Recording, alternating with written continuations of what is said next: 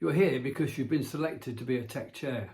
And I want you to keep that word selected and selection at the front of your mind as we go through this short video.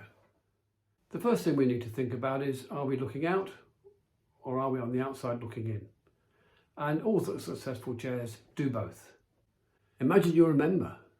How would you look to your chair to bring in new members? What would you want your chair to do?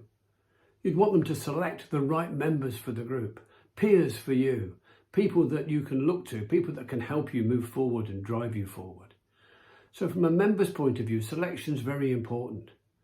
It's even more important when you're a chair. So you're really fortunate as a startup chair with tech, because tech's been around for quite a long time. And in that time, they've managed to harness and curate all the best practice from all the best chairs that have come through the system, and been able to bring that in to the training program, so that what you're learning is the very best practice for tech chairs. But what does it take to be successful? Well, to be successful in anything at life, we have to perform. We've now got a direction. We know where we're going. We know how long it's going to take us to get there. We know what we need to do. But what do we need as individuals to make sure that we really perform well and are very successful? In all walks of life, the top performers know one very simple thing. Where their attention goes, their energy follows. So the key issue for us is the focus of our attention. So high performing chairs have a structure. When they started off, we got trained, we were zero away on our progress. We're now, moving towards 100%. So we've now got a direction of travel. We've got a time we want to do it in. So now we need to know exactly what we've got to do. How can we be helped? What can support us? What can keep our focus of our attention on the right things? Well, we need a little equation. And here's the little equation. It's a three-legged stool. We need structures. Structures, processes, procedures, organisational structure, people to support us, things to support us. And we've got that more than we could ever need in tech over the years of curating. We've got all those best practices. The next thing we need skill set.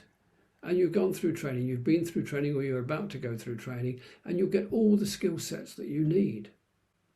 Please follow these skill sets. And how do you get better at skill sets? You practice. And the third leg of the stool, mindset.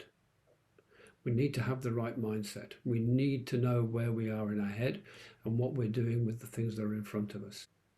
So how do we actually manage our mindset? Well, here's a little tool that you can use.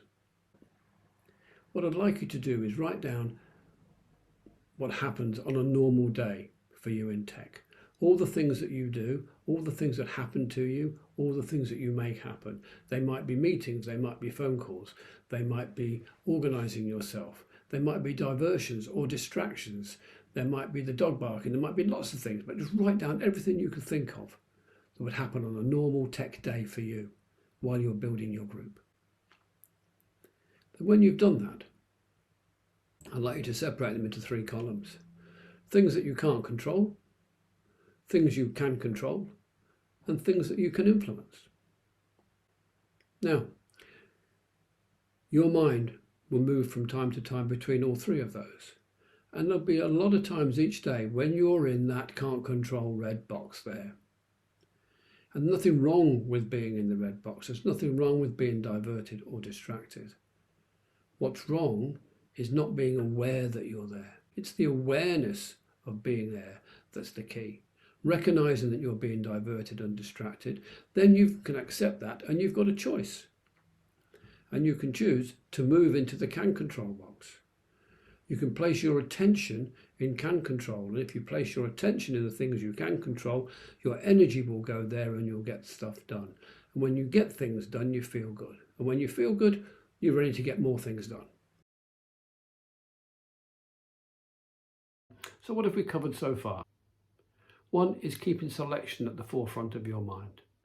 We've also covered where your attention goes, your energy flows. And the third thing that we're going to cover really, very simply, is the high-performing chairs ask for help. The high-performing chairs, when they're getting stuck, they ask for help. They talk to the office, they talk to whoever's supporting them, and they ask for help.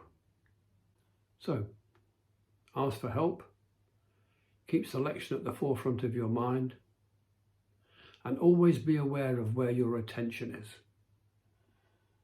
and make the choice to place it on things that will make a difference.